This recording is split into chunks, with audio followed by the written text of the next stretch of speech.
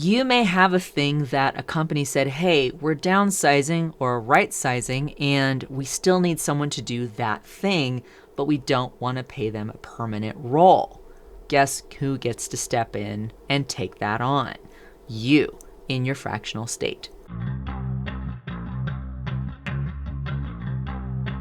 In this video, I'm going to go over signs that you may be ready to transform into a fractional marketing professional. Whatever level, expertise, title you feel that warrants is completely up to you. I'm basically going to share with you things that I recognized in myself, but also things that may be the flag that's lining up behind a row of flags saying, yo, it's time to make a change from permanent to fractional. Please know that everybody's going to be different. There's no formula to this. These don't have to happen in any particular order. But also please know there are 11, and this goes up to 11, just like Spinal Tap. Let's get started. First of all, maybe you're noticing that you're wired for variety, not endurance. This happened to me, but maybe you've noticed a pattern that you thrive at a new role for the first 12 to 18 months, but then right around that or the 2-year mark, you start mentally or even actively redecorating your LinkedIn because you're like, where's the next thing? Now, you might see that as a flaw. I know my boomer parents certainly have, because my dad worked at the same job for his entire career. It was with the government. But he worked there from graduation from college to retirement. That is not the journey that I took. And it may not be the journey you're taking. And there's nothing wrong with you feeling a bit antsy every time you get around 1 to 2 years at a job. And that might be an indicator that you're fractionally built, that your brain is ready for some new puzzles that fractional can bring you, that perhaps a steady job that lasts into 2, 5, 10, 15, 20 years might not afford you. And please know there's an asterisk on that. Obviously, you can be at the same company and your role may change over time. Not necessarily what we're talking about here. So maybe assess that and see if the variety is the thing, not so much the endurance. Second thing is, maybe you've hit the ceiling, or more to the point, the ceiling hit you. Promotions have stalled. Your raises are insulting or non-existent. You're training people repeatedly who get promoted past you. If the traditional path has stopped rewarding you, it might be time to reward yourself and build your own path that you have more control over. That is a fact of permanent employment for an employer, where there's always going to be somebody above you who decides if or how far you're able to advance. And believe me, as someone who just turned 51, I was feeling that. And I have seen stats that say Gen Xers like myself have even been skipped over. And millennials tend to get promoted past us, even though we have longer longevity at a company, more tenure, more experience. It's not really working out. Now, I know I just labeled myself and my generation and gave one example. This could happen to anybody. Any kind of ism is out there. So it might be that you need to not only break through that ceiling, but go create your own ceiling. And there's no one that says that ceiling has to be anything you ever hit, ever. Third, you can rest easy or easy enough in ambiguity. Here's the fact about fractional. It's not necessarily a sure thing, and I will have an asterisk on this as well because I have some things to say about ambiguity and permanent employment. However, when you are fractional, you may not necessarily know what each quarter looks like coming up. Does it feel like you have freedom to say, hey, I can move through each client, or this client's going to be seasonal here, whereas this one's going to pick up later in the year, and I know this one will take a back seat? You may have that flexibility based on what clients and gigs you bring on. But it can feel uncertain. It can feel like there's no pat answer. And of course, even your clients are subject to the economic, socio-political windfalls and waves that we all have to hit. But if you feel okay with that, saying, yeah, but I know I've got a good thing and I'll always be able to pivot and ensure that I've got something that's bringing in money, you may be able to find peace in that. And if you can, fractional may be the thing for you. Here's the asterisk about the ambiguity, even in permanent employment. As someone who has been laid off, and I always also alluded to that ceiling that you might hit where you thought you were going to get promoted and no, that never happened. Or you thought things were going to change for your benefit and that never happened. Those things are outside your control. That is also ambiguous. And you may decide that you prefer the ambiguity around fractional versus the ambiguity of permanent. Up to you. Gonna have to wait and see. All right, number 4, you're willing to sell yourself on repeat. This can be pretty tough, especially, and I say this as someone I am now on my 3rd excursion into having my own business, and this is the first time that I have been routinely profitable. My first 2 forays into having my own business wound up with me returning to corporate, returning to permanent. The 3rd time for me has been the charm, and I'm very excited and pleased about that, but it took me a minute to get there. Now, that's not to say that you are going to try on your first time to go fractional and fall on your face or have to go back to permanent. But you have the flexibility. You can be fractional as long as you want to be, or as long as someone doesn't come along with a better offer and you're like, hey, I'm going to take that route and go that path. I'm not going to lie. If someone came to me and said, hey, I've got a permanent role for you and it's just too good to pass up on all accounts and all fronts and for the unforeseeable future, I'd probably go. But it'd have to be a really special situation. But with that, coming back to selling yourself. This particular effort into my business, I fortunately have to do very little marketing and selling of myself, though it is something I always keep in mind. And yes, I do have to have those discussions with a potential client where we talk about money, we talk about contracts, we talk about scope. And sometimes it happens after I take on a client, we have those talks about scope. It can be uncomfortable, but you have to be comfortable with the discomfort to say, hey, I'm running a business and so are you. Let's have an honest discussion about that. If you're not ready to do that, you may not be ready for fractional. But if you are, or think you are, and want to practice it and get better at it, which is exactly what I do, you may be ready. Number 5, you have a thing. Now, whatever your thing is, and I mentioned this at the top of the video, I'm really gearing this whole video toward marketing professionals who want to go fractional. You don't have to be a marketer to find this video useful.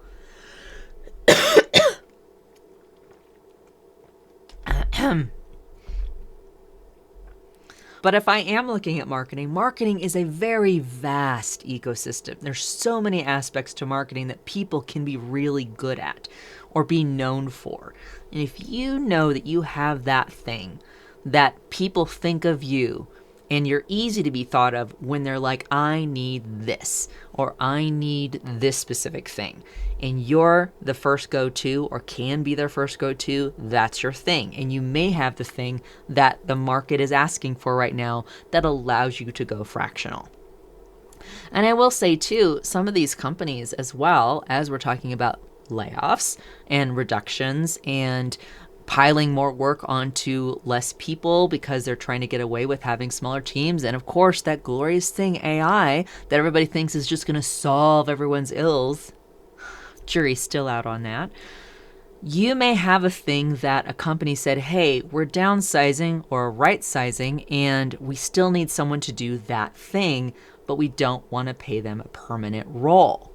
Guess who gets to step in and take that on? You. In your fractional state. So keep that in mind. Number 6, your network can actually feed you. This comes down to the ability of your clients to actually pay what you're worth routinely and on time. This is not just about how many LinkedIn connections you have. You could have 50 LinkedIn connections, and some of you watching this video may.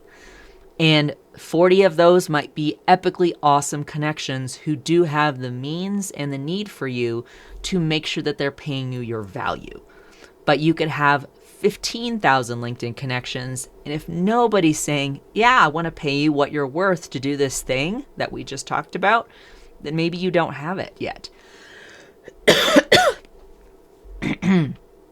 To make fractional work for you and feed you, you need real relationships with people who will hire you, who will refer you, and who know people who want to do those two things for you.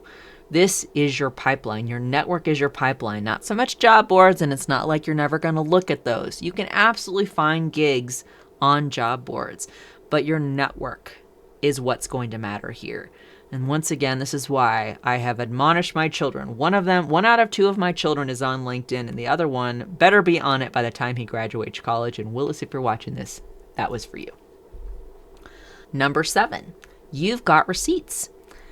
Hopefully by now, and hopefully as you are a marketing person now, possibly working in a permanent employee position, you're building a portfolio.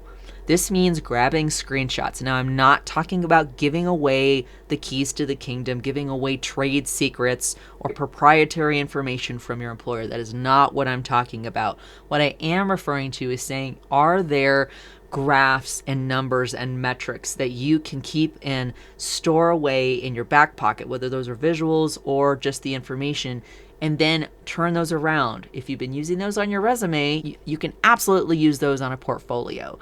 But you want case studies, you want outcomes, you want that portfolio of proof.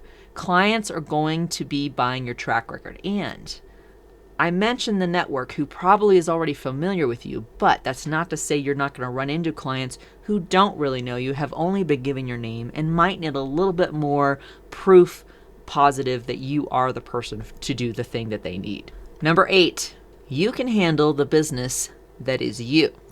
That means all the icky stuff that none of us like to do. I certainly don't. Not a big fan of time tracking. I'm not a big fan of doing invoices every month. Yet that's how I get paid, so I make sure I do.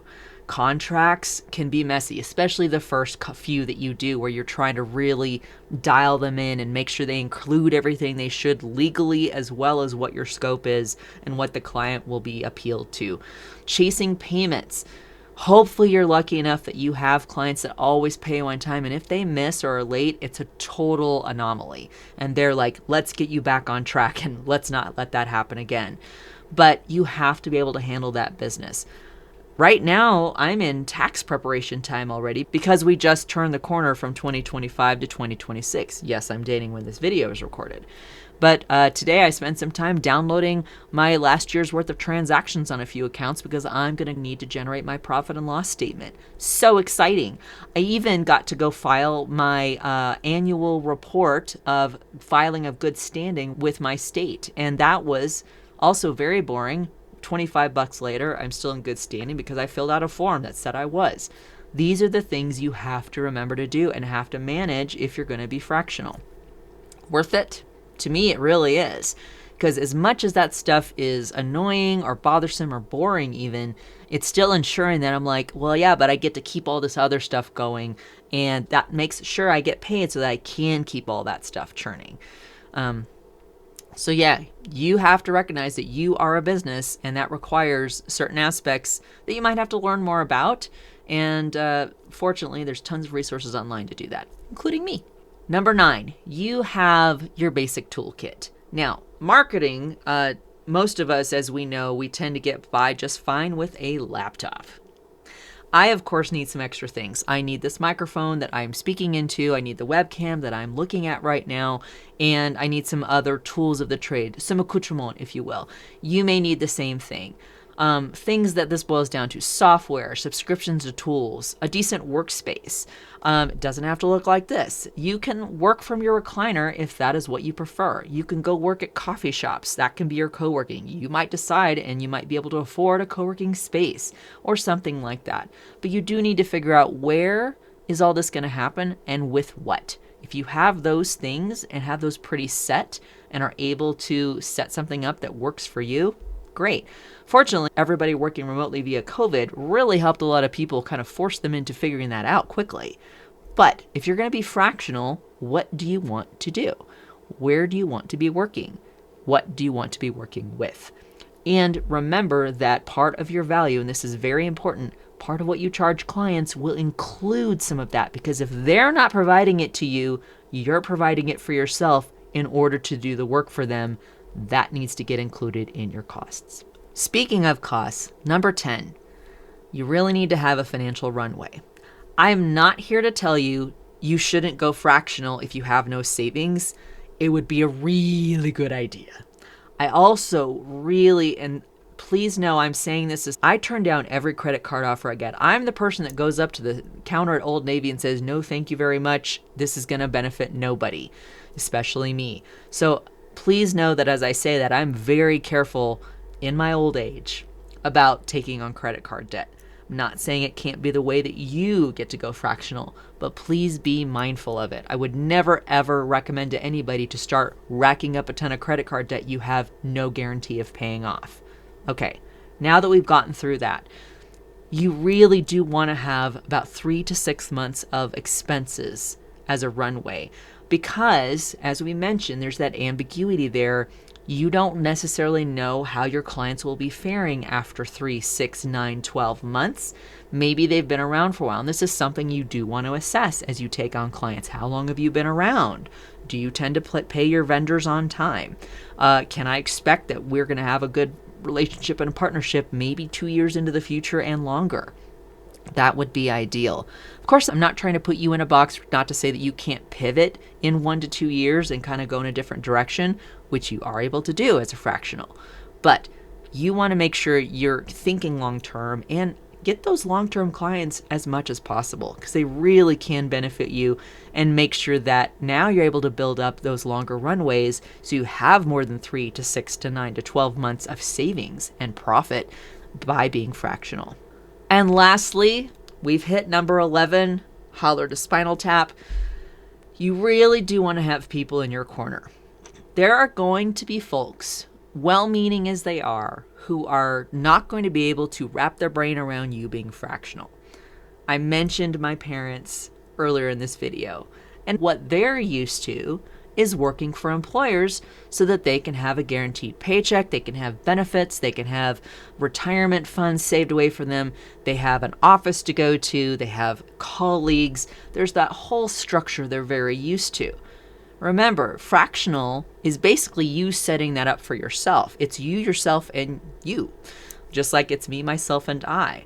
I have to fabricate my own colleagues by co-working with other people or going out in public instead of staying here in my basement studio and working all day. I need to go out and find my own health insurance, or I need my partner to go do that so that we have health insurance together. And again, I'm speaking from the United States. It might be different based on your geographical location. But there's all kinds of logistics and emotions where you want to have people in your corner, because you absolutely will come up against people who don't understand why you're going fractional and maybe not agree with it. But they should in no way overcome the amount of people in your life who are in your corner, who are cheering you on, and who will say your name in the rooms that matter, that will help you get those new clients, help you get that new business, and even remind you that you're awesome when you are facing leaner times or uncertainty, or saying, oh, should I even go for that contract that I really want? And they should say, yes, you should, because you're awesome. It's not the easiest thing to do. Especially if you try it. And remember, I'm speaking for somebody who tried it once, didn't work, tried it the second time, didn't work, third time, finally started working for me. And I could have taken those first 2 times and said, I think this is never going to be for me again. And I even did say that until I hit all of these 11 signs we just talked about that yelled to me, it's time. It's time for you, Rachel, to do this. And you watching this video, it may be time for you now. It may be time for you soon. It may never be time for you to go fractional. And again, this is not a formula. You don't have to make a checklist off of all these 11 items and say, oh, only once I've hit all 11 should I go for it. I'm not here to tell you that. What I am here to tell you is my experience with it and just ways to help you be smart about it and make sure that when you do sally forth into your fractional life and your fractional profession, that is as successful as possible. I want that for you. I want it for me too. So please, by all means, if this was a helpful video for you, I'd love it if you'd share it. And if you are fractional, thinking about it, or have already done it, holler in the comments. I want to hear from you. Let me know how it went. Let me know how it's going. Let me know if it's not going. I definitely want to see what we can do as a community to help you out, because it can be amazing if it's meant for you. You're still here? It's over. But You should hit like on this video before you head out and subscribe if you want to get more videos that'll help you realize how much more there is to marketing. See what I did there?